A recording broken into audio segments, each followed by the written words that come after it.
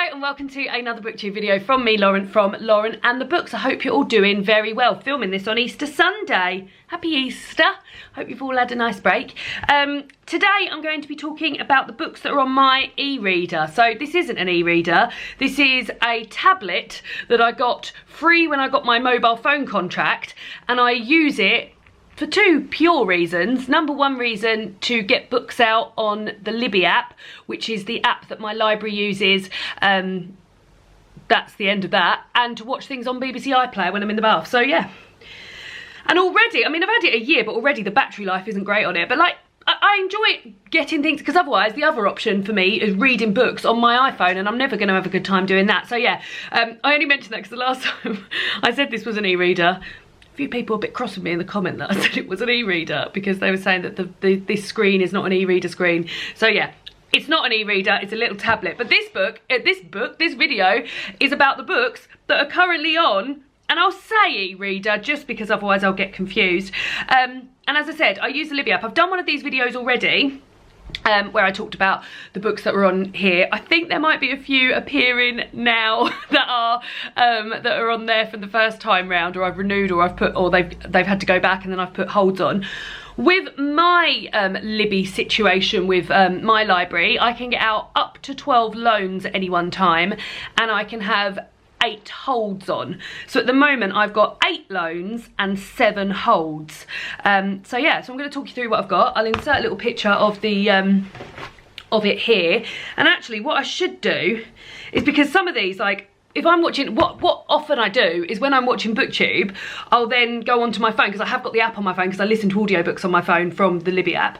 I then go straight onto Libby and I'm like, oh, Mercedes has just mentioned this, let me see if I've got that, and I've put it in. So I can already see that the first one I know was recommended to me by Mercedes, but I've forgotten what it's about, so I'm going to go and get my laptop so I can search it. Right, so the first one I've got is Plain Bad Heroines by Emily M. Danforth. Now, as I said, I've heard about this through Mercedes mentioning it. I think we were actually talking about it as well as me seeing it in one of her videos.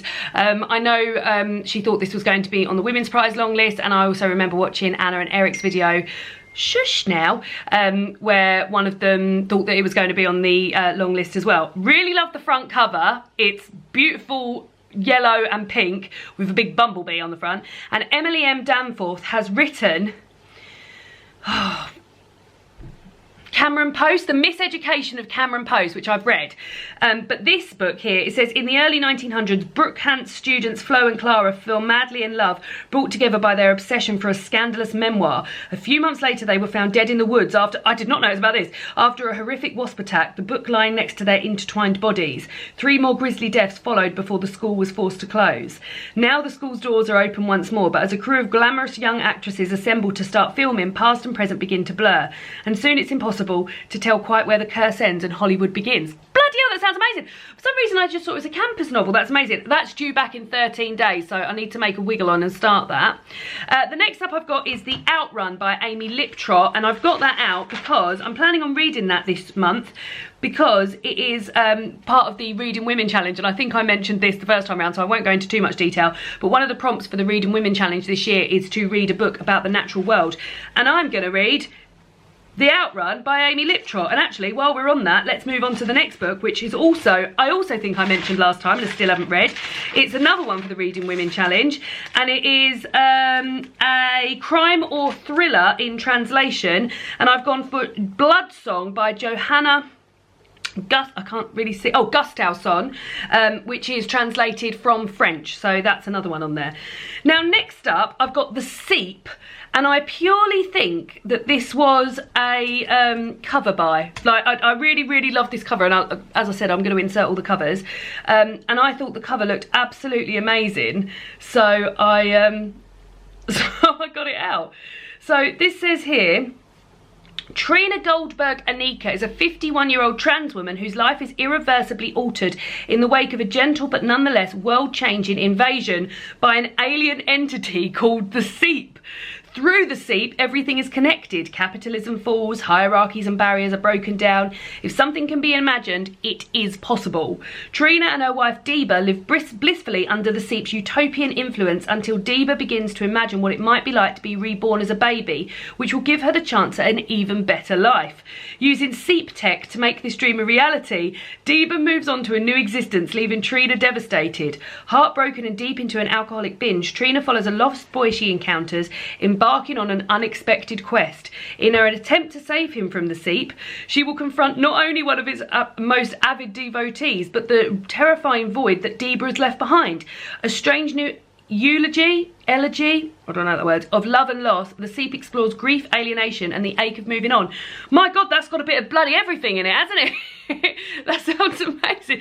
Very sci-fi, which is not something that I ordinarily read, but yeah, that sounds great. And that I've had on, I think that came up to what I often do as well when I'm on my Libby app, is I look through like what they've got coming in and what they've got new, and like new audiobooks and new books coming in, and I think it caught my eye because of the beautiful cover, and then I just got it, and yeah, sounds amazing. Next up is Grown by Tiffany D Jackson.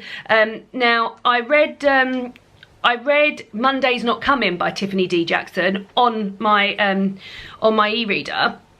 And that was a YA book about a young girl whose best friend Monday has gone missing, and nobody seems to be sort of interested or helping her look into it. And I was really surprised at sort of like how hard-hitting this YA book was, but really enjoyed is the wrong word because some of the things in there are absolutely horrific, but really thought it was dealt with amazingly, and wanted to read more of Tiffany D Jackson's writing, and then saw that she had, I think this is an adult novel, and this is about when legendary R&B artist Corey Fields spots Enchanted Jones at an audition.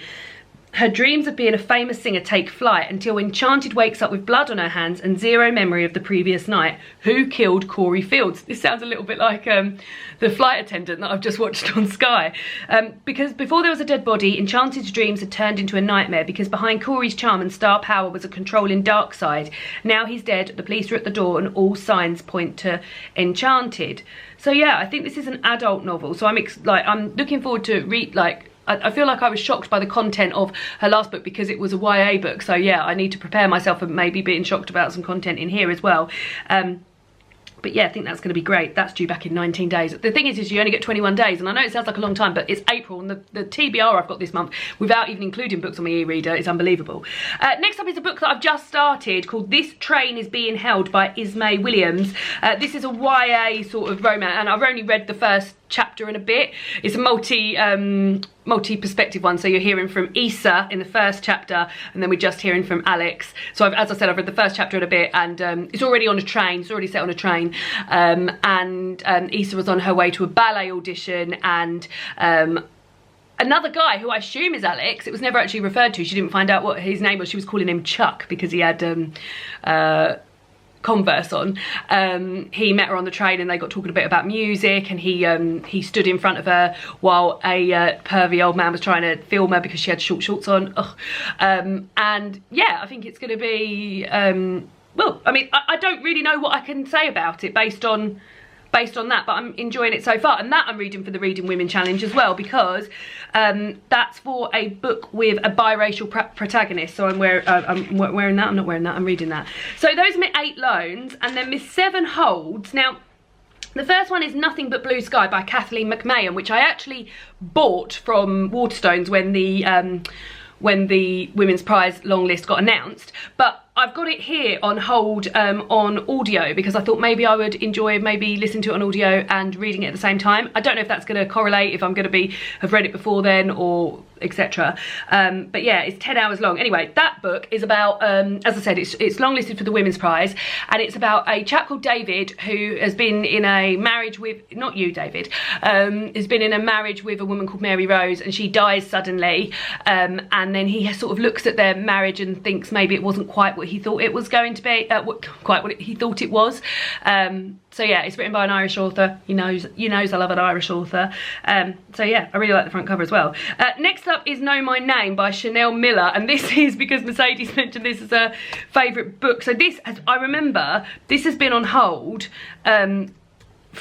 since Mercedes did her best books of the year last year, and I think when I put it on hold it had something like 17 weeks, so it's finally got down to only 2 weeks late, and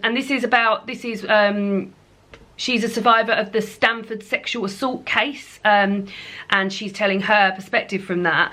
And in 2016, Brock Turner was sentenced to just 6 months in jail after he was caught sexually assaulting her on a Stanford campus. His light sentencing and Chanel's victim impact statement, which was read by 11 million people in 4 days, sparked international outrage and action. So yeah, this is her memoir, and it says here it's an intimate, profoundly moving memoir that exposes a patriarchal culture biased to protect perpetrators, a criminal justice system designed to fail the most vulnerable, and ultimately shines with the courage required to move through suffering and a life full and beautiful life. And live a full and beautiful life. So yeah, that's been on hold for so long. So looking forward to that getting in, and I've got around two weeks left on that. Then I've got Heads of the Coloured People by Nafissa Thompson Spires. This is a book that I have also seen. Not all my books come from Mercedes. Actually, I think I might have originally seen this on Lauren's channel. And then also saw it on Mercedes' channel as well. I think this is a short story collection. Oh no, I don't think it is. A teenager, is it a short story collection? Yes, it is. It's short stories exploring black life from one of America's rising stars. So there's stories in here that sort of explore the following. A teenager is insidiously bullied as her YouTube following soars. An assistant professor finds himself losing a subtle law against his office mate. A nurse is worn down by the demand for her skills as a funeral singer. And across a series of stories, a young woman grows up negotiating and renegotiating her identity. So yeah, that sounds really good. And I've got 2 weeks left until that comes in. Then I've got The First Woman, which I think come up on the new, and that I had, and then it went away and I had to get it back again. So let me recall. Hopefully this is helpful. Me just reading out blurbs isn't always like the most exciting video, is it? But we can look together, can't we? For one young girl, discovering what it meant to become a woman in her family, a community and a country determined to silence her will take all the courage she has. Growing up in a small Ugandan village, I think I got this because I just read We're All Birds of Uganda and wanted to read more books about Uganda, and I think this was on Audible as like, if you'd enjoyed We're All Birds of Uganda, you will also enjoy this. So I think that's where I got this. Growing up in a small Ugandan village, Kirabo is surrounded by powerful women. Her grandmother, her aunts, her friends and cousins are all desperate for her to conform, but Kirabo is inquisitive, headstrong and determined. Up until now, she's been perfectly content with her life at the heart of this prosperous extended family, but as she enters her teenage years, she begins to feel the absence of a mother she's never known. So that also sounds exciting. Then I've got Consent by Annabelle Leon. Now, I got halfway through this. I put a reservation on it because this is on the long list for the Women's Prize, and I got halfway through this and didn't realise how long I didn't have left on it, and it's gone back. So it's only 140 pages as well, so I was about 70 pages through, and it's gone back, so I've got to get that finished. So I have read the first half of it. So I guess whenever you're talking about a book that you're going to read and you've read some of it, it always sounds a bit like a wrap up, but it's about consent, and it's actually about two groups. So when I went into this, especially based on the cover, so the cover I've got, I know this is different to the US cover, but the cover I've got has a bed with 2 shoes on the floor next to it, and it's in sort of like pinks and reds, and I thought it was going to be about sexual consent, which does appear in this book, but it's also, and I think I'm literally getting to the point where there's like a turning point of something else that's going to happen. It's about 2 sets of sisters and the care they provide. One of the sisters provides for the other sister in the set of sisters. At the moment, the 2 stories are completely different, but I believe they come together. So it surprised me a bit that it was about sisters rather than about sexual consent, just based on the front cover. But yeah, I was enjoying it so far, but yeah, let's see how I feel, because it's got 5 weeks until it comes back in.